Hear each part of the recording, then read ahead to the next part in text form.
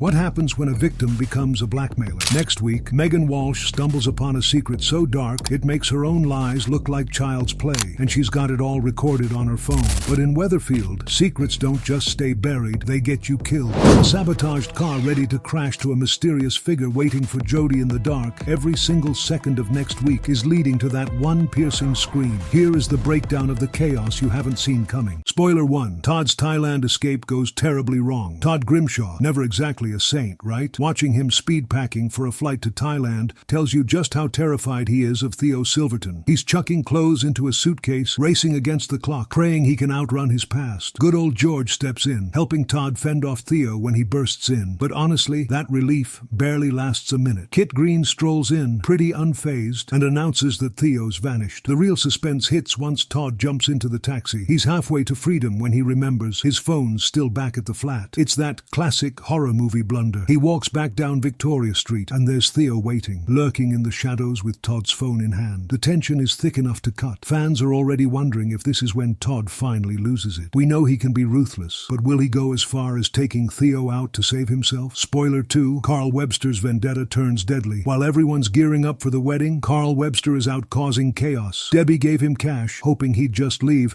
but Carl's got no intention of backing off. He's been baiting everyone. Kevin, Tyrone, you name it, and you can feel the fury simmering in the garage. Then Carl hits peak pettiness. After getting a nasty message from Kev, he sneaks into the auto shop at night, not just nicking tools, but messing with a car's brakes. It's genuinely creepy because he doesn't care who drives it next. Could be Abby, could be Kevin, could be some random customer. He's set a disaster in motion, and if that car crashes during wedding madness, Carl's looking at a lot more than family drama on his hands. Spoiler 3, Jodie Ramsey blows up a marriage midweek. The spotlight lands on Jodie, and she's spiraling fast. Shona's trying to shield her, begging Jodie to leave for her own good, but Jodie's not listening anymore. When she finds out Shona hid a letter from her, that sting turns straight to fury. So Jodie decides to hit Shona where it hurts most, her marriage to David. She goes all in, making a move on David to wreck their relationship. David, thank goodness, pushes her out the door, but standing outside in the dark, humiliated and alone, Jodie realizes she's not alone. Someone's watching her at the precinct, and that look in her eyes, pure terror, makes you wonder, is this a ghost from Jodie's past coming to settle a score? If you're obsessed with these Corrie theories and want to stay ahead of all the twists, hit subscribe. We're here every week chatting about our favorite soap, so come join the fun. Spoiler 4, Battersby sisters get their hands dirty. Thursday gets rowdy. Megan Walsh has been twisting poor Will Driscoll around her finger for ages, but Leanne, Toya, and Ava are done playing nice. They lure Megan to the salon flat. It's like dropping her into shark-infested waters. No more gentle questions. They want a confession about her grooming Will. Megan tries to play it cool, but the confrontation explodes, and she ends up with a bloodied nose. Honestly, it's hard not to root for the Battersbys here. Megan runs to Daniel for help, but he's over her too and throws her out. Megan's at rock bottom, but she's still a threat. While skulking in the shadows, she overhears something she definitely wasn't meant to hear. Spoiler 5, Maggie Driscoll's deadly confession caught on camera. Megan, hiding in the ginnel, overhears Maggie and Melanie in a heated argument. The past and present crash together as Maggie spills a dark secret. She pushed her late husband Alan down the stairs. Megan records the whole thing,